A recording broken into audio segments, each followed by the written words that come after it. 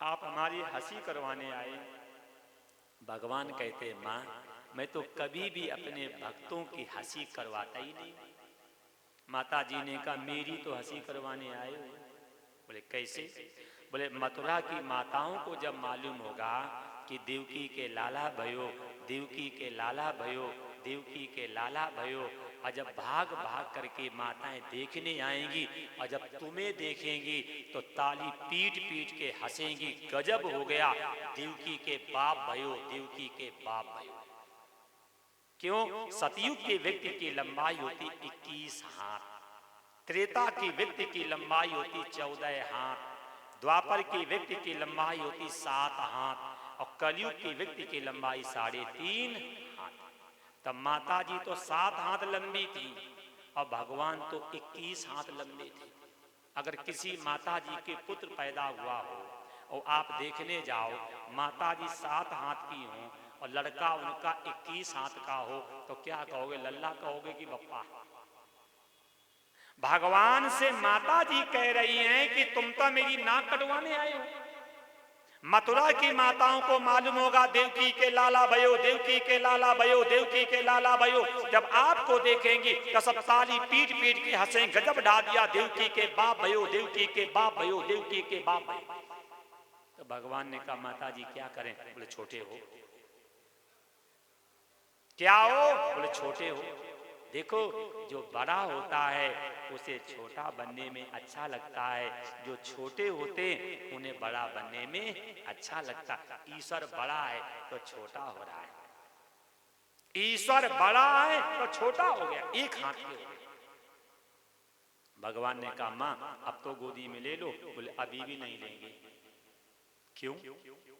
माता जी ने कहा अभी हंसी करवाने आए हो। जब मथुरा की माताएं देखने आएंगी तो सब ताली पीट पीट के हंसेंगी, गजब ढा दिया। सब माताओं के लड़के पैदा होते 2 हाथ वाले, देवकी के पैदा हुआ 4 हाथ वाला। क्या करें? बोले हमें चतुर्भुज नहीं, हमें चाहिए 2 भुज। जैसे कहा हमें 2 भुज चाहिए, उसी समय प्रभु 2 भुजाकार हो गए। और जैसे प्रभु 2 भुजाकार हुए माता जी प्रभु को गोदी में लिए और आंख बंद करके ईश्वर का स्मरण कर रहे हैं। भगवान ने मन में सोचा ये माता तो पक्की बावली हो गई, हम गोदी में और ये आंख बंद करके बैठी। दशा हमारी भी तो यही है, जब मंदिर में जाते तो आंख बंद करके खड़े होते हैं, देखा होगा। और जब घर में बैठेंगे तो आंख खोल के बैठेंगे। क्यों? अरे घर में पूजा करते समय आंख बंद करनी चाहिए और मंदिर में पूजा करते समय आंख खोल लेनी चाहिए। तो देखना मंदिर में जब जाएंगे तो ऐसे खड़े होते हैं अंधे बन के, और घर में जब बैठेंगे तो नेत्र खोल के, क्योंकि गेट की परिंग कर रहे कि कुत्ता अंदर न घुसा रहे। ध्यान रखना। भगवान ने मन में सोचा ये माता जी को हो क्या गया, मैं गोदी में ये आंख बंद करके बैठी, तो चलो हम दूर चले जाएं, चलो हम दूर चले जाएं। जैसे ये बात आई चलो हम दूर चले जाएं, उसी समय भगवान ने माता जी से कहा मां, बोले हाँ, पिताजी से कहो हमें नंदगांव छोड़ के आ जाए। माता जी ने कही अजीब व्यक्ति पैदा होते ही आर्डर देने लगा। माता जी ने कहा तुम्हें दिख नहीं रहा ये बेड़ियां, हथकड़ियां, कड़ियां, पहरेदार, ताले और गेट? भगवान धीरे से कहते हैं मां, पिताजी से कहो हमें सिर पे धारण करें। देखो भगवान युक्ति बताते हैं लेकिन हम लोग भगवान के पास जाते ही नहीं। गीता में भगवान चिल्ला चिल्ला के कहते हैं तू मेरी ओर आजा, ददामि बुद्धि योगम तम, तुझे ऐसी बुद्धि दूंगा जिससे दुष्कर भवसागर से तर जाओगे। जब भगवान ठेका ले रहे हैं, जिम्मेदारी ले रहे हैं, तो फिर आप लोग भगवान की ओर जाते काहे नहीं? फिर बाबाओं के और व्यासों के चक्कर में काहे पड़े? अगर दलालों से संबंध हट जाए तो ईश्वर से संबंध जुड़ जाए। और हम लोगों में क्या कमी है? जैसे उज्जैन जाना है तो रास्ते में मील के पत्थर, तो हम लोग मील के पत्थर पकड़ पकड़ के बैठे हैं। ये व्यास, ये गुरु, ये सब मील के पत्थर हैं, पथ प्रदर्शक हैं। इन्होंने रास्ता बता दिया, आप आगे बढ़ जाओ। और हम लोग क्या करते हैं, कोई पत्थर पकड़ पकड़ के बैठे, बोले उन्होंने ये कहा, उन्होंने ये कहा। तुम्हारे विवेक ने क्या कहा तुम्हें याद है क्या? उन्होंने ये कहा, अरे तुम्हारे विवेक ने क्या कहा आपको मालूम है क्या? अरे ईश्वर ने आपको विवेक दिया है, आप अपने विवेक का भी तो इस्तेमाल करो। कई माताएं कहती हैं, बोले प्रदीप मिश्रा ने कहा है। प्रदीप मिश्रा इतना बड़ा खुदा का बाप हो गया क्या? अरे ईश्वर ने तुम्हें भी तो विवेक दिया है, सुनो सबकी करो मन की। ईश्वर ने हमें विवेक दिया है, इसलिए हम लोग मील के पत्थर हैं। क्या है? मील के पत्थर। इन पत्थरों से मत जुड़ो, जुड़ना है तो ईश्वर से जुड़ो। जितने ये दलाल हैं, तो दलालों से संबंध हट जाए तो ईश्वर से संबंध जुड़ जाए। लेकिन हम लोग तो दलालों में पड़े हैं। ये मेरा आपसे निवेदन है, ईश्वर से संबंध जोड़ो। माता जी ने कहा ये बेड़ियां, हथकड़ियां, कड़ियां, पहरेदार नहीं दिख रहे। भगवान कहते मां पिताजी से कहो हमें सिर पे धारण करें। भगवान युक्ति बता रहे हैं कैसे बंधन से छूटने के लिए। उसी समय वसुदेव जी ने प्रभु को उठा करके सिर पे रखा। बेड़ियां, हथकड़ियां, कड़ियां कट गई, पहरेदार सो गए, ताले सब खुल गए। और वसुदेव जी पुत्र को लेकर के चले। उसी समय मेघ समुद्र के पास गए। मेघ समुद्र के पास गए और जाकर के कहा जो प्रभु आप में शयन करता है क्षीर सागर में, आज वो बाल रूप लेकर के प्रकट हुआ है, हमें थोड़ा जल दे दो। उसके परिछन माने न्यूछावर की। क्या शिक्षा मिली? अधर्म कर करके, पैसा कमा करके कोई धर्म का काम करोगे, 100 गुना बुरा परिणाम भरना पड़ेगा। अपने ग्रंथों में कहीं नहीं लिखा है कि अधर्म से कमाओ फिर धर्म का काम करो, ईश्वर कभी प्रसन्न नहीं होगा। आप परिश्रम से पैसा कमाओगे और धर्म का काम करोगे, ईश्वर इससे प्रसन्न होगा। तो अधर्म से कमा करके धन, कथा करवाने से, मंदिर बनवाने से, भंडारा करवाने से ईश्वर कभी प्रसन्न नहीं होगा। ये दिमाग से बिल्कुल कचरा निकाल देना कि अनीति से कमाएंगे और नीति में लगाएंगे।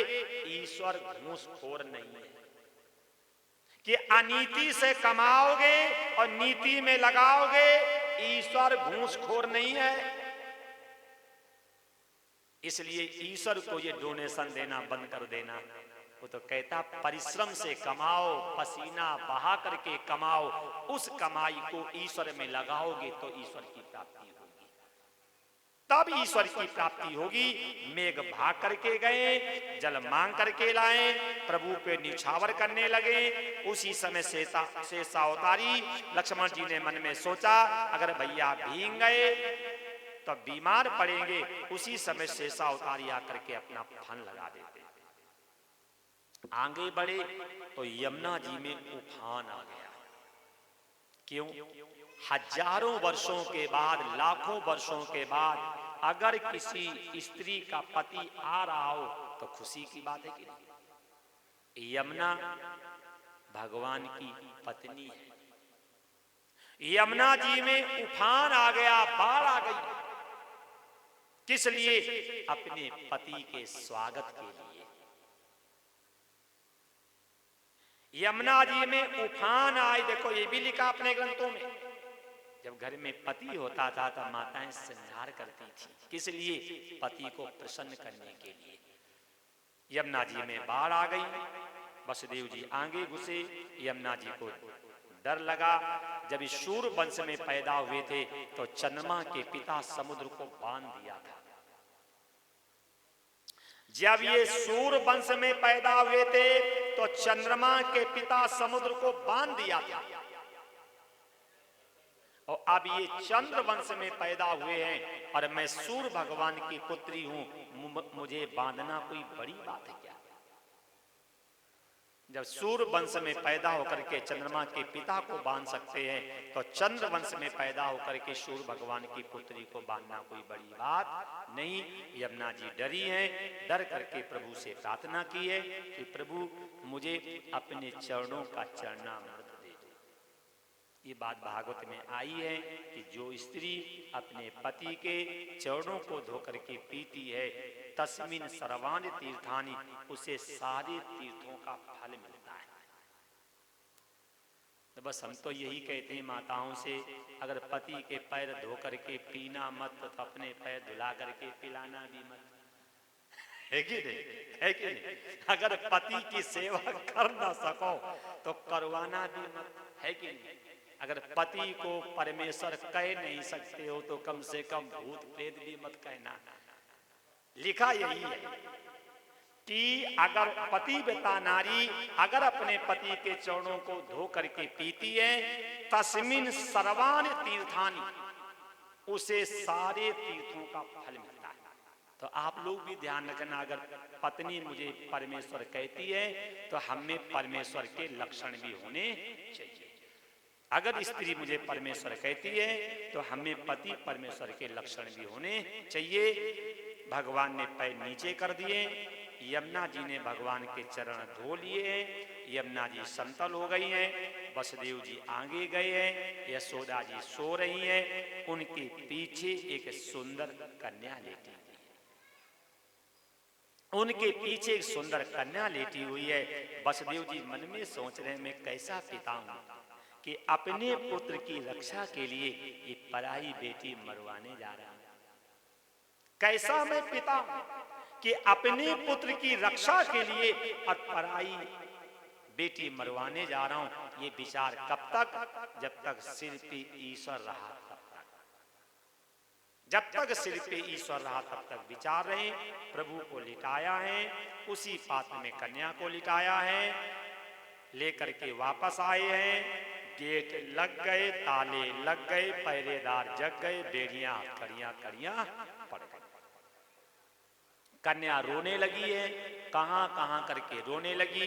सेवक भाग करके कंस के पास गए, कंस देवकी के पास आया, आ करके पुत्र मांगा।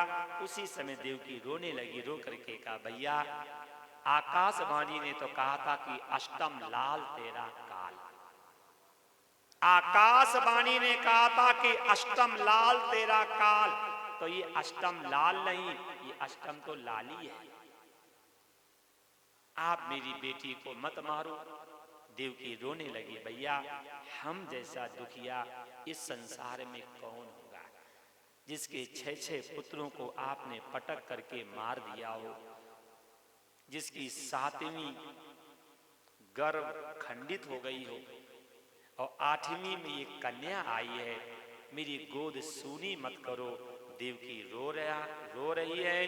कंस माना नहीं, गोदी से बेटी का पैर पकड़ के खींच लिया, और जैसे पैर पकड़ करके शिला पे पटकना चाह रहा था, उसी समय कन्या हाथ से छूटी, सिर पे लात मारी, आकाश में जाकर के कहती है, मुझे क्यों मारता है, तुझे मानने वाला ब्रजमंडल में पैदा हो गया। क्या शिक्षा मिली? माया को हम नहीं मार पाएंगे, माया हमें मार जाएगी। माया को हम नहीं मार पाएंगे, माया हमें मार जाएगी। इसके बाद कथा भागवत में आती है, कंस ने देवकी से माफी मांगी है, बहन मुझे माफ कर दो, ये देवताओं के कहने पे हमने तुम्हारे निर्दोष पुत्रों को मारा। कंस ने माफी मांगी है। उसी समय देवकी ने कहा, भैया इसमें आपका दोष नहीं, दोष मेरा है। हमने किसी माँ के पुत्रों को माँ के सामने मारा होगा, इसीलिए मुझे आज ये दुख भोगना पड़ा। इसमें तुम्हारा दोष नहीं, इसमें दोष मेरा है। देवकी ने कंस को माफ कर दिया है। इसके बाद कंस बाहर आया है, और बाहर आकर के कंस ने पूतना को बुलाया है और कहा, जाओ 6 महीने के बच्चों को विष दे करके मार दो। देख लो, अंदर जब था तो माफी मांग रहा था, और बाहर आया तब क्यों? जेल में ईश्वर का आगमन हुआ था तो वहां का वातावरण सात्विक था, और बाहर जब आया तो उसके विचार वही तमोगुणी रजोगुणी बन गए, वही विचार तमोगुणी रजोगुणी बन गए। अब आ जाओ दूसरी ओर, यशोदा जी सो रही है, उनके पीछे सुंदर बालक लेटा हुआ है। नंद बाबा की एक बहन थी, उसका नाम था सुनंदा।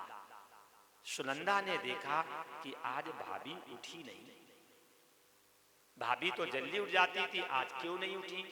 तो सुनंदा जब भाभी को देखने गई तो भाभी तो सो रही और उनके पीछे सुंदर बालक लेटा है। और जैसे सुनंदा ने भतीजे को देखा तब भाग करके नंद बाबा के पास गई, बाबा बधाई हो, बाबा बधाई हो, बाबा बधाई। नंद बाबा ने कहा, काहे की बधाई? सुनंदा ने कहा, भैया यशोदा के लाला भयो उसकी बधाई। जिस समय नंद बाबा ने सुना तो नंद बाबा सीधे यमुना जी के किनारे भागे। क्यों? यमुना जी के किनारे ब्राह्मण लोग यज्ञ कर रहे थे, पुत्र कामेष्टि यज्ञ।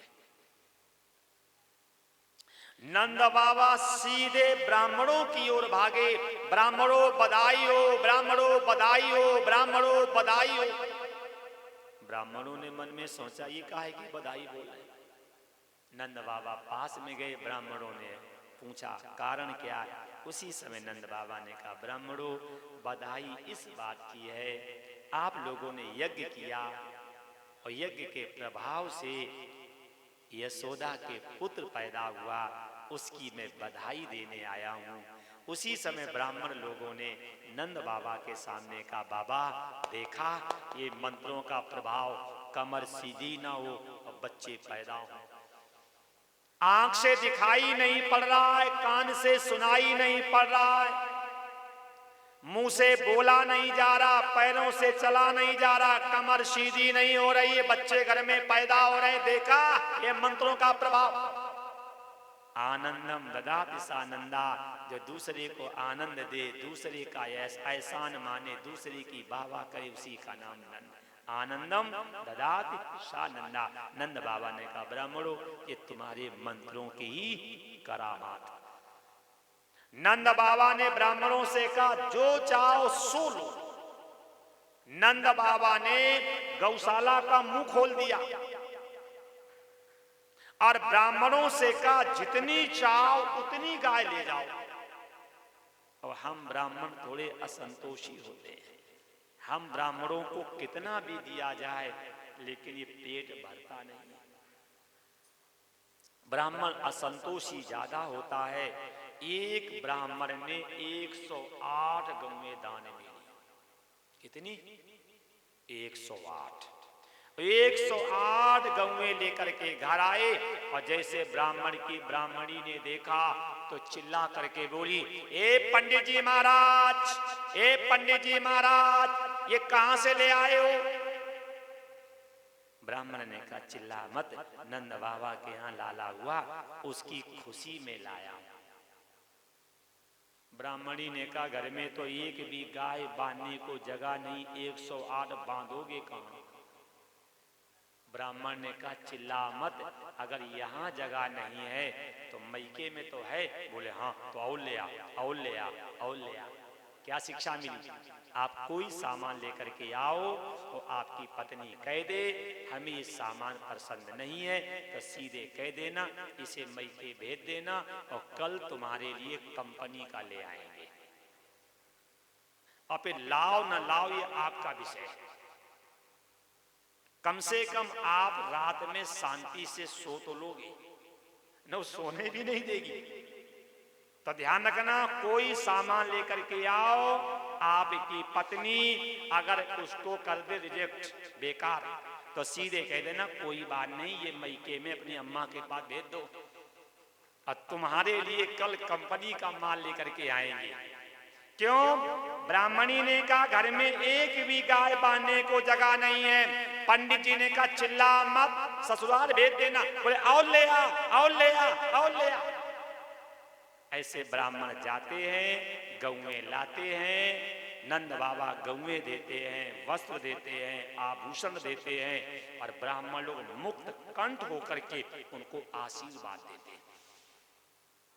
ब्राह्मण लोग मुक्त कंठ होकर के आशीर्वाद देते हैं, बाबा जब तक सूर्य और चंद्रमा रहे तब तक आपके बालक का नाम रहे, जब तक सूर्य और चंद्रमा रहे तब तक आपके बालक का नाम रहे।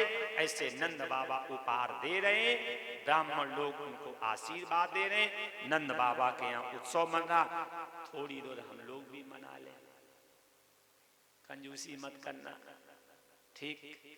नंद के आनंद भय जय कन्हैया लाल की, नंद के आनंद भय के, नंद के आनंद भय की जय कन्हैया लाल की, हाथी घोड़ा पाल की जय कन्हैया लाल की जय कन्हैया लाल की जय कन्हैया लाल की जय कन्हैया लाल की जय कन्हैया लाल की नंद के आनंद भय की, नंद के आनंद भय की जय कन्हैया लाल की जय कन्हैया लाल की जय कन्हैया लाल की जय कन्हैया लाल की जय कन्हैया लाल की हाथी दीनों घोड़ा दीनों और दीनों पाल की, हाथी दीनों घोड़ा दीनों हाथी दीनों घोड़ा दीनों हाथी दीनों घोड़ा दीनों नंद के आनंद भयो नंद के आनंद भयो जय कन्हैया लाल की। नारायण। अब दो चार लोग बिल्कुल चुपचाप बैठे हैं, चुपचाप बिल्कुल। हो सकता पढ़े लिखे हो भैया, क्लर्क कॉलोनी के है कि नहीं, सोच रहे हो ये पंडित जी झूठ बुलवा रहे हैं, हाथी दीनों घोड़ा दीनों और दीनों। अच्छा, आपकी कॉलोनी में कितने हाथी हैं? नहीं है, एक भी नहीं। हाथी दीनों और घोड़ा दीनों, कितने घोड़ा हैं? एक भी नहीं। और दीनों पालकी, पालकी हैं। इसीलिए भाई पढ़े लिखे लोग हो, है कि नहीं, तो सोचते हो कि झूठ काहे बोले हैं। अभी तो संकल्प करवा लेंगे, हाथी दीनों घोड़ा दीनों और दीनों पालकी, सुबह मांगने आ जाएंगे 2 हाथी। जैसे नहीं बद्रीनाथ जाते हो गए जब, तो नहीं वहां के पंडा संकल्प करवा लेते हैं और फिर 6 महीने के बाद आ जाएंगे 2। तो आप भी सोच रहे होंगे अच्छा ही हमसे संकल्प करवा रहे, हाथी दीनों घोड़ा दीनों और दीनों पालकी, और घर में एक भी हाथी नहीं, एक भी घोड़ा नहीं, एक भी पालकी नहीं। क्यों झूठ बोले? देख लेना, वैसे बोल लेना। क्यों? हाथी घोड़ा पालकी माने होता काम क्रोध और लोभ। गीता में भगवान ने अर्जुन से कहा नरक के 3 दरवाजे हैं, काम क्रोधा तथा लोभा, तस्मात् एतत् त्रयम् त्यजेत्। काम क्रोध लोभ जो है ये नरक के 3 दरवाजे हैं। यही बात तुलसीदास जी ने कही है, कामी क्रोधी लालची इनसे भक्ति न होय, और भक्ति करे कोई सूरमा जात वरण सब खोय। कामी क्रोधी और लोभी, कामी क्रोधी और लोभी, ये 3 लोगों से कभी भक्ति होती नहीं। कामी क्रोधी लालची इनसे भक्ति न होए, और भक्ति करे कोई सूरमा, जात वरण सब होए। तो ये हाथी घोड़ा पालकी माने है काम क्रोध और लोभ। और ये आपको शायद याद हो, कल समुद्र मंथन जब हो रहा था तो उसमें भी सांप, मछली, कछुए उछल रहे थे। मतलब जब कोई आत्म चर्चा करने बैठते हो, जब कोई आत्म चिंतन में बैठता है, तो उस समय काम, क्रोध, लोभ व्यक्ति को ज्यादा सताते हैं। और अगर वैसी चर्चा में बैठे हो तो जैसे मान लो यहाँ कथा चल रही है और कुछ लोग पीछे हैं, नहीं लगे नहीं बत्संग में हैं, और अगर कहीं नाचने वाली आ जाती तो सबसे आगे बैठते। और कैसे बैठते, किस लिए? अगर कहीं मुंह में थूक दे तो उनके बप्पा बैकुंठ पहुंच गए। हम कथा कर रहे हैं, अपना पीछे बकवास कर रहे हैं। क्यों? तुलसी पिछले पाप से हरि चर्चा ना सुहाय। अब बताइए सौभाग्य है कि दुर्भाग्य? और घर में क्या कहेंगे? बोले हम कथा सुनने गए थे। और कर क्या रहे हैं? कथा में व्यवधान डाल रहे हैं।